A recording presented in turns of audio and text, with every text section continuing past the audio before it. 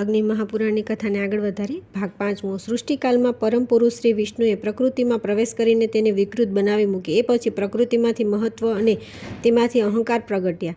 અહંકાર 3 પ્રકારના હોય છે। સર્વ અહંકારથી નિપજે છે, જેમ કે સાત્વિક, રાજસ અને તામસ। હવે તે અહંકારની વિગતે વાત સાંભળો। 10 ઇન્દ્રિયોના અધિષ્ઠાતા 10 દેવતા અને 11મી ઇન્દ્રિય મન એ સાત્વિક અહંકારની સૃષ્ટિ છે। ઇન્દ્રિયો રાજસ અહંકારથી પ્રગટ થાય છે। તામસ અહંકારથી શબ્દ માત્રાવાળું આકાશ ઉત્પન્ન થયું। આકાશથી વાયુનો પ્રાદુર્ભાવ થયો। વાયુથી રૂપ તન્માત્રાવાળા અગ્નિતત્વનું પ્રાગટ્ય થયું। અગ્નિથી રસ તન્માત્રાવાળા જલની ઉત્પત્તિ થઈ અને જલથી ગંધ તન્માત્રાવાળા ભૂમિકા પ્રાદુર્ભાવ પામી। આ સર્વે તામસ અહંકારમાંથી પ્રગટ થનારી સૃષ્ટિ છે। એ પછી નાના પ્રકારની પ્રજાને ઉત્પન્ન કરવાની ઈચ્છાવાળા ભગવાન સ્વયંભુએ સૌથી પ્રથમ જલની સૃષ્ટિની તરફ તેની અંદર પોતાની શક્તિનું આદાન કર્યું। જલને નાર કહેવામાં આવે છે, કેમ કે તે નરથી ઉત્પન્ન થયેલ છે। નાર જલ જ પૂર્વકાળમાં ભગવાનનું નિવાસસ્થાન હતું, જેથી કરીને સ્વયંભુ ભગવાનને યથાકિથ ભગવાન શ્રી નારાયણ કહીને ઓળખવામાં આવે છે। શ્રી હરિએ સ્વયંભુ પોતે જ વીર્ય સ્થાપિત કર્યું હતું। તે જલમાં સુવર્ણમય ઈંડાના રૂપમાં પ્રગટ થયું। તેના થકી સાક્ષાત સ્વયંભુ ભગવાન શ્રી બ્રહ્માજી પ્રગટ થયા। ભગવાન શ્રી હિરણ્યગર્ભે 1 વર્ષ સુધી તે ઈંડાની ભીતર નિવાસ કરી તેના 2 ભાગ કર્યા। એકનું નામ દ્યુલોક અને બીજાનું નામ ભૂલોક થયું। તે બંને ઈંડાના મધ્યના ભાગમાં તેમણે આકાશની સૃષ્ટિની રચના કરી, પૃથ્વીને પાણી ઉપર તરતી રાખી અને 10 દિશાઓના વિભાગોની રચના કરી। એમ એક પછી એક રચનાઓ કરતાં કરતાં છેવટે સૃષ્ટિની રચનાની ઈચ્છા ધરાવનારા પ્રજાપતિએ ત્યાં કાલ, મન, વાણી, કામ, ક્રોધ તથા રતિ વગેરેના તત્વરૂપી સૃષ્ટિની રચના શરૂ કરી। તેઓએ સહુ પહેલાં વિદ્યુત, વજ્ર, મેઘ, રહિત, ઇન્દ્ર, ધનુષ, પક્ષીઓ તથા પર્જન્યોનું નિર્માણ કર્યું। એમ કરતાં યજ્ઞની સિદ્ધિ અર્થે મોથી, ઋક, યજુ અને સામવેદોને પ્રગટ કર્યા। તેઓની મારફતે સાધ્ય ગણોએ દેવતાઓનું યજન કર્યું। પછી બ્રહ્માજીએ પોતાના બાહુઓથી નાના મોટા ભૂતોને ઉત્પન્ન કર્યા। તેઓની મારફતે સાધક ગણોએ દેવોની સ્તુતિ કરી। બ્રહ્માજીએ સનતકુમારોની તથા ક્રોધથી પ્રગટ થનારા રુદ્રોને ઉત્પન્ન કર્યા। મરીચી, અત્રિ, અંગિરા, પુલત્સ્ય, પુલહ, ક્રતુ અને વસિષ્ઠ એ 7 બ્રહ્મપુત્રોને બ્રહ્માજીએ નિશ્ચય પોતાના મનથી પ્રગટ કર્યા। હે સાધુ શ્રેષ્ઠ, એ સર્વે તથા રુદ્રગણ પ્રજાવર્ગની સૃષ્ટિ રચે છે। બ્રહ્માજીએ પોતાના શરીરના 2 ભાગ કર્યા। અડધા ભાગથી તેઓ પુરુષ થયા અને અડધા ભાગથી તેઓ સ્ત્રી બન્યા। પછી તે નારીના ગર્ભથી પ્રસિદ્ધ થયા। તેમના થકી માનવ સૃષ્ટિ ઉદ્ભવી। ત્યાર પછી આવે છે અધ્યાય 18મો, મનુના વંશનું વર્ણન। શ્રી અગ્નિદેવે ઉચ્ચાર્યું કે હે ઋષિ શ્રેષ્ઠો, આજે હું આપને મનુના વંશનું વર્ણન કહું છું, જે ધ્યાનથી સાંભળો। સ્વયંભુ મનુને તેમની તપસ્વીની ભાર્યા શત્રુપાએ પ્રિયવ્રત અને ઉત્તાનપાદ નામે 2 પુત્ર તથા એક સુંદરી દેવહૂતિ નામે કન્યાને જન્મ આપ્યો। તે કમનીય કન્યા દેવહૂતિ કદર્મ ઋષિની ભાર્યા બની। રાજા પિયવતના સમ્રાટ કુક્ષી અને વિરાટ નામે સામર્થ્યશાળી પુત્ર ઉત્પન્ન થયા। ઉત્તાનપાદથી સુરુચિના ગર્ભથી ઉત્તમ નામે પુત્ર ઉત્પન્ન થયો અને સુનીતાના ગર્ભથી ધ્રુવનો જન્મ થયો। આ પ્રમાણે વંશાવલીનો ક્રમ સુપેરે ચાલતો રહ્યો હતો। ત્યારે હે તપસ્વીની મુનિ, કુમાર ધ્રુવે સુંદર કીર્તિ હાંસલ કરવાને માટે 3000 જેટલા વર્ષો સુધી દિવ્ય તપ કર્યું। તેની ઉપર પ્રસન્ન થઈ ભગવાન શ્રી હરિએ તેઓને સપ્તર્ષિઓની આગળ ધ્રુવપદનું સ્થિર સ્થાન આપ્યું। ધ્રુવનો એવો અભ્યુદય જોઈને શુક્રાચાર્ય તેમના સુયશને સૂચક એવો શ્લોક રચ્યો। ઓહો, આ ધ્રુવની તપસ્યાનો કેવો અદ્ભુત પ્રભાવ છે! તેનું શાસ્ત્રજ્ઞાન કેટલું અદ્ભુત છે, જેઓને આજે સપ્તર્ષિઓ પણ આગળ રાખીને સ્થિર ઊભા છે।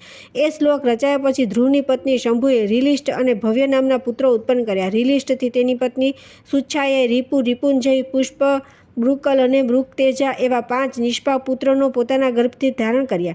રીપુના વીર્યથી બૃહલીએ ચાક્ષુષ અને સર્વતેજાને પોતાના ગર્ભમાં સ્થાન આપ્યું। વીરણી પ્રજાપતિની કન્યા પુષ્કરણીના ગર્ભથી ચાક્ષુષે મનુને જન્મ આપ્યો। મનુથી નડવાલના ગર્ભથી 10 ઉત્તમ પુત્રો જન્મ્યા। તેના પુત્ર ઉરુના થકી 6 તેજસ્વી પુત્રો ઉત્પન્ન થયા। ઉરુના પુત્ર અંગથી સુનીતાએ એક જ સંતાન વેનને જન્મ આપ્યો। તે વેન રાજા પ્રજાનું રક્ષણ કરતો ન હતો અને સદા પાપકર્મમાં ડૂબ્યો રહેતો હતો। તેને ઋષિમુનિઓએ કુશ નામના ઘાસથી મારી નાખ્યો। એ પછી ઋષિઓને વેનના જમણા હાથનું મંથન કર્યું। તેમ કરવાથી રાજા પૃથુ પ્રગટ થયા। તેઓને જોઈને મુનિઓએ કહ્યું કે આ મહાન તેજસ્વી રાજા અવશ્ય સમસ્ત પ્રજાને આનંદિત કરશે, તેમજ ખૂબ યશ પ્રાપ્ત કરશે। ક્ષત્રિય વંશનો પૂર્વજ વેનકુમાર રાજા પૃથુ પોતાના તેજથી સર્વને આંજી દેતો ધનુષ તથા કવચ ધારણ કરીને પ્રગટ્યો હતો। તે સર્વ પ્રજાનું સારી રીતે રક્ષણ કરવા લાગ્યો। સર્વથી પ્રથમ ભૂપાલને તમામ રાજ્યોમાં રાજસુ યજ્ઞમાં દીક્ષિત કરવામાં આવ્યો હતો। તેમના થકી 2 પુત્રો જન્મ્યા હતા। સ્તુતિ કર્મમાં નિપુણ અદ્ભુત કર્માના પુત્ર તથા માગધોએ તેમનું સ્તવન કર્યું। તે પ્રજાઓનું સારી રીતે રંજન કરતો હોવાથી રાજા નામથી વિખ્યાત બની ગયો।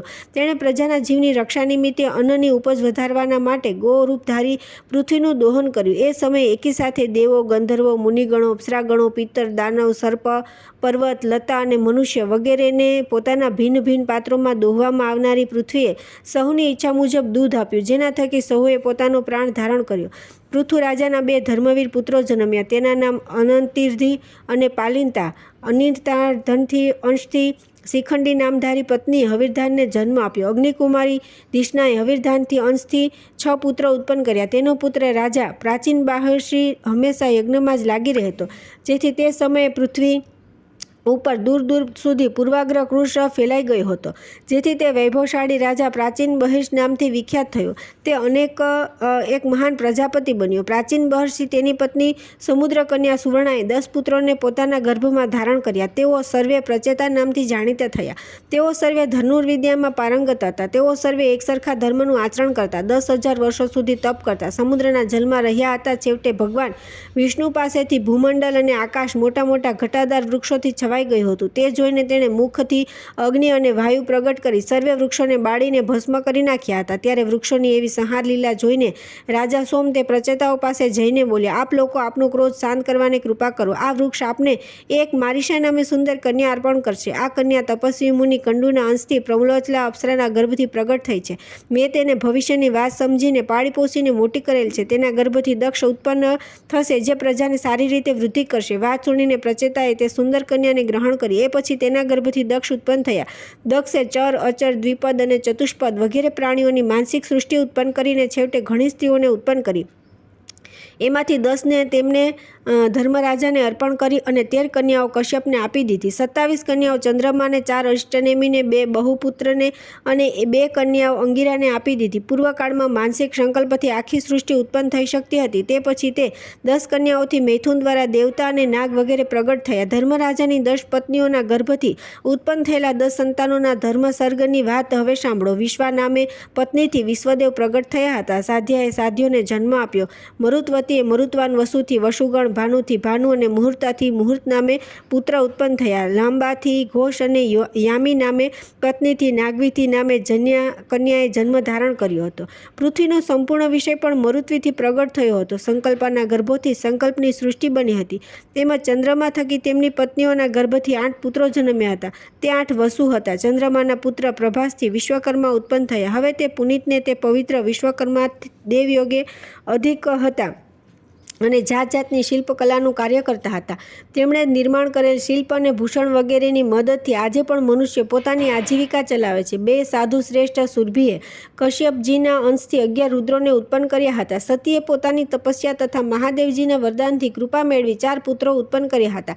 તેમના નામ જેમ કે અજૈકપાદ, અહિર્બુધન્ય, ત્વષ્ટા અને રુદ્ર. ત્વષ્ટાનો પુત્ર મહાયશસ્વી શ્રીમાન વિશ્વરૂપ થયો. તેઓમાં રુદ્રોમાં 12 મુખ્ય રુદ્રો હતા. બાકી તો આ સચરાચર સૃષ્ટિમાં અસંખ્ય રુદ્રો વ્યાપી રહેલા જ છે. ત્યાર પછી આવે છે અધ્યાય 19મો, કશ્યપની સંતતિ.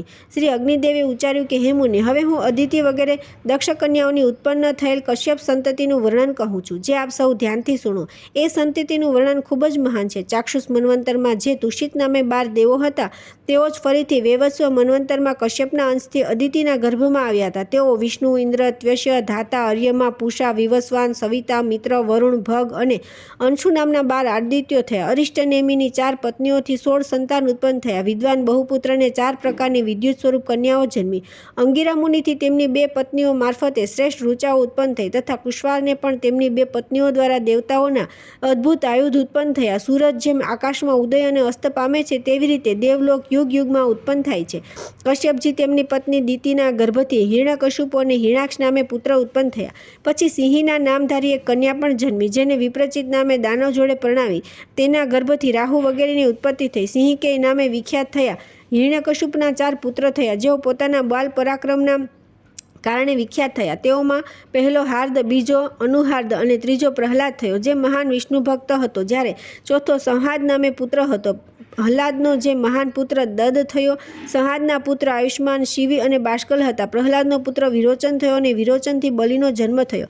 હે મહામુનિ, તપસ્વી બલિને 100 પુત્ર થયા, જેઓમાં બાણાસુર જ્યેષ્ઠ પુત્ર હતો. પૂર્વકાળમાં બાણાસુરે ભગવાન શંકરને ખૂબ ભક્તિભાવથી પ્રસન્ન કરી વરદાન મેળવ્યું હતું કે હું આપની આસપાસ જ વિચરતો રહીશ. હિરણાક્ષને 5 પુત્ર હતા. શંબર, શકુની, દિર્ધુબા, શંકુ અને આર્ય. કશ્યપજીની બીજી પત્ની દ્યુના ગર્ભથી 100 દાનવ પુત્રો ઉત્પન્ન થયા. તે સર્વેમાં સ્વરભાનુની કન્યા સુપ્રભા હતી અને પુલોમા દાનવની સુપુત્રી શમી પણ હતી. તે વળી ઉપદાનવની કન્યા દયશિરા હતી અને વૃષપર્વાની પુત્રી શર્મિષ્ઠા હતી. પુલોમા તથા કાલકા એ 2 વૈશ્વાનરની કન્યાઓ હતી. તે બંને કશ્યપજીની પત્નીઓ બની ગઈ. તે બંનેના કરોડો પુત્ર હતા.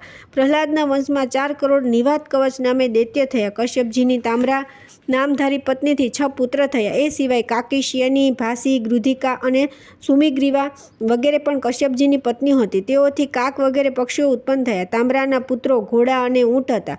વિંતાને અરુણ અને ગરુડ નામે 2 પુત્રો થયા. સુરસાથી હજારો સાપ ઉત્પન્ન થયા અને કદ્રુના ગર્ભથી પણ શેષ, વાસુકી અને તક્ષક વગેરે સહસ્ત્ર નાગ ઉત્પન્ન થયા. ક્રોધવેશના ગર્ભથી દંશશિલા દાંતોવાળા ઝેરીલા સાપો ઉત્પન્ન થયા.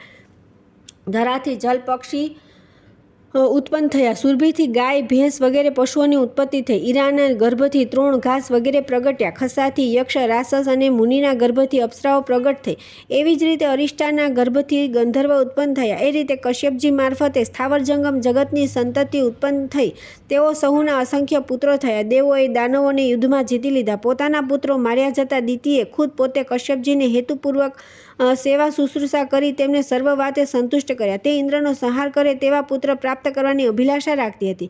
આથી તેણે કશ્યપજી પાસેથી તે વરદાન પ્રાપ્ત કર્યું. જ્યારે તે વ્રતપાલમાં મગ્ન હતી ત્યારે ગર્ભવતી બનતા એક દિવસ ભોજન કર્યા પછી હાથ પગ ધોયા વિના તે સૂઈ ગઈ. ત્યારે ઇન્દ્રદેવે બહાનું શોધી તેના ગર્ભમાં પ્રવેશ કરી તેના ટુકડા કરી નાખ્યા. કિંતુ દિતિના વ્રતના પ્રભાવથી તેનું મૃત્યુ થયું નહીં. તેઓ સર્વ અત્યંત તેજસ્વી અને ઇન્દ્રના સહાયક 49 મરુત નામે દેવો થયા. હે મુનિગણો, એ પ્રમાણે મેં કશ્યપની સંતતિનો સારો વૃત્તાંત આપ સર્વને કહી સંભળાવ્યો. શ્રીહરિ સ્વરૂપ બ્રહ્માજીએ પૃથુને નરલોકના રાજપદ ઉપર અભિષિક્ત કરી અન્યને પણ રાજ્ય આપ્યું. તેઓને ભિન્ન ભિન્ન સમુદ્રના રાજાઓ બનાવ્યા. અન્ય સહુના અધિપતિ સાક્ષાત શ્રીહરિ છે. ત્યારે બીજી તરફ ધવલચંદ્રમાં બ્રાહ્મણો અને ઔષધિઓના મહારાજા બન્યા. તો જલના ચતુર્સ્વામી વરુણજી બન્યા. કુબેરજી સર્વે રાજાઓના પણ મહારાજા બન્યા. 12 સૂર્યોના અધીશ્વર ભગવાન શ્રી વિષ્ણુ મહારાજા બન્યા. રાજા પદ્મક અને યમરાજ મરુદગણોના રાજા ઇન્દ્ર બન્યા. પ્રજાપતિઓના સ્વામી દક્ષ અને દાનવોના અધિપતિ પ્રહલાદ થયા. પિતૃઓના યમરાજ અને ભૂત વગેરેના સ્વામી સર્વસમર્થ ભગવાન શિવજી બન્યા. પર્વતોના રાજા હિમવાન બન્યા. તેમજ સાગર નદીઓના સ્વામી બન્યા. ગંધર્વોના ચિત્રરથ, નાગોના વાસુકી, સર્પો, તક્ષક અને પક્ષીઓના ગરુડ રાજા બન્યા. શ્રેષ્ઠ હાથીઓના સ્વામી ઐરાવત બન્યા અને ગાયોના અધિપતિ સાંડ બન્યા. વંચર જીવોનો સ્વામી વાઘ બન્યો અને વનસ્પતિઓના સ્વામી ચંદ્ર થયા. ઘોડાઓના સ્વામી ઉચ્ચેશ્રવા થયા. સુધન્વના પૂર્વ દિશાના રક્ષક બન્યા. દક્ષિણમાં શંખપદ, પશ્ચિમમાં કેતુમાન અને ઉત્તર દિશામાં હિરણ્ય રોમક રાજા બન્યા. એવી રીતે સમગ્ર સૃષ્ટિની સુપેરે રચના થઈ. ત્યાર પછી આવે છે અધ્યાય 20મો, સર્ગની સૃષ્ટિનું વર્ણન. શ્રી અગ્નિદેવે ઉચ્ચાર્યું કે હે તપસ્વીન મુનિઓ, આજે આપને હું સર્ગની સૃષ્ટિનું વર્ણન કહી સંભળાવું છું. જે ધ્યાનથી સુણો. એ અપર વૈભવ અને ઐશ્વર્યમય સૃષ્ટિ ખૂબ જ ગજબ છે. પ્રથમ પ્રકૃતિથી મહતત્વની સૃષ્ટિ ઉત્પન્ન થઈ. તેને સૌએ બ્રહ્મસર્ગ તરીકે ઓળખી. બીજી તન્મંત્રાઓની સૃષ્ટિ રચાઈ. તેને ભૂતસર્ગ કહેવામાં આવે. ત્રીજી વૈકારિક સૃષ્ટિ છે. તેને ઇન્દ્રિય સર્ગ કહે છે. એ રીતે બુદ્ધિપૂર્વકના બનેલા પ્રાકૃતિક સર્ગ 3 પ્રકારના બનેલા છે.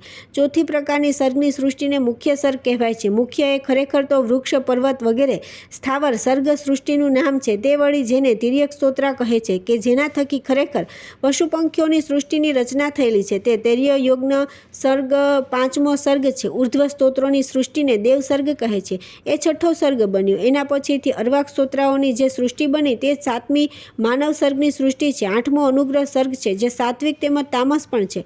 શરૂઆતના પ્રથમ 3 પ્રાકૃત સર્ગ કહેવાય છે, જ્યારે અંતવાળા 5 વૈકૃતિક સર્ગ છે. પ્રાકૃતિક તથા વૈકૃતિક સર્ગ તથા નવા પ્રકારનો કૌમાર સર્ગ એમ મળીને કુલ 9 સર્ગો શ્રી બ્રહ્માજી પ્રગટ થયા છે, જે આ જગતના મુખ્ય કારણ છે. ખ્યાતિ વગેરે દક્ષ કન્યાઓથી ભૃગુ વગેરે મહર્ષિઓએ વિવાહ કર્યો. કેટલાક લોકો નિત્ય નૈમિતિક અને પ્રાકૃતિક એમ ભેદ રચીને 3 પ્રકારની સૃષ્ટિ સમજે છે, જે પ્રતિદિન થનારા આંતરિક પ્રલયથી પ્રતિદિન જન્મ લેતા રહે છે. તેને નિત્ય સર્ગ કહેવામાં આવ્યો છે. ભૃગુથી તેની પત્ની ખ્યાતિથી ધાતા અને વિધાતા નામના 2 દેવોએ ધર્મ ધારણ કર્યો.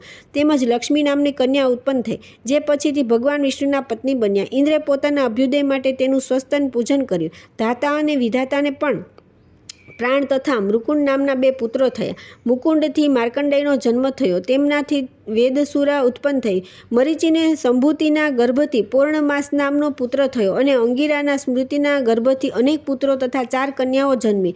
આગળ જતાં અત્રિના અંશથી અનસૂયાએ સોમ, દુર્વાસા અને દત્તાત્રેય નામના 3 પુત્રોને જન્મ આપ્યો. તેઓ સર્વેમાં દત્તાત્રેય મહાન યોગ્ય હતા. પુલત્સ્ય ઋષિની પત્ની પ્રીતિના ગર્ભથી દત્તોલી નામે પુત્ર ઉત્પન્ન થયો. પુલહને ક્ષમાના ગર્ભથી સહિષ્ણુ નામે જન્મ થયો. કૃતુના સન્નતિ બલખિલ્ય નામે 60,000 પુત્ર થયા. વૈશિષ્ટથી ઉર્જાના ગર્ભથી 7 ઋષિ પ્રગટ થયા. સ્વાહા એટલે કે અગ્નિથી પાવક, પવમાન અને શુચિ નામે પુત્ર થયો. તેવી જ રીતે અજથી 4 પુત્રો થયા. પિતરોથી સ્વધાના ગર્ભથી 2 કન્યાઓ જન્મી. અધર્મની પત્ની હિંસાથી અમૃત નામે પુત્ર અને નિકૃતિ નામધારી કન્યા જન્મી. તે બંનેએ પરસ્પર વિવાહ કર્યો અને એમના થકી ભય અને નરકનો જન્મ થયો. માયા અને વેદના તેમની પત્ની બની. એમાંથી માયાએ સર્વે પ્રાણીઓના પ્રાણ લેનાર મૃત્યુને જન્મ આપ્યો, જ્યારે વેદનાએ નરક સાથેના સંયોગથી દુઃખ નામે પુત્રને ઉત્પન્ન કર્યો. એ પછી મૃત્યુથી વ્યાધિ, જરા, શોક, તૃષ્ણા, ક્રોધની ઉત્પત્તિ થઈ. બ્રહ્માજી એક રડતો પુત્ર જન્મ્યો. બસ તે ઉઠે ત્યારેથી રડ્યા કરે. જે સદાય રુદન કરતો રહેતો હોવાથી તેમનું નામ રુદ્ર પડ્યું. અને હે મુનિશ્રેષ્ઠ, બ્રહ્માજીએ તેને ભવ, સર્વ, ઈશાન, પશુપતિ, ભીમ, ઉગ્ર, મહાદેવ વગેરે નામોથી નિત બોલાવવાનું શરૂ કર્યું. રુદ્રની પત્ની સતીએ પોતાના દક્ષ પિતા પર કોપ કરવાના કારણે દેહત્યાગ કર્યો. એ પછી હિમવાન પર્વતની કન્યાના રૂપે પ્રગટ થઈને ફરીથી તે શંકરજીની પત્ની બની. કોઈ પણ પવિત્ર શુક ચોઘડીએ શ્રી નારદજીએ ઋષિઓ પ્રતિ જે શ્રી વિષ્ણુ ભગવાન વગેરે દેવોની પૂજાનું વિધાન કહી સંભળાવ્યું હતું, સ્નાન વગેરેથી પરિપૂર્ણ રીતે કરવામાં આવતી પૂજાઓના વિધિવત અનુષ્ઠાન કરી સ્વયંભૂ મનુ વગેરે ભોગ તથા મોક્ષ બંને પ્રાપ્ત કર્યા હતા. ત્યાર પછી આવે છે અધ્યાય 21મો, દેવ પૂજાનું વિધાન.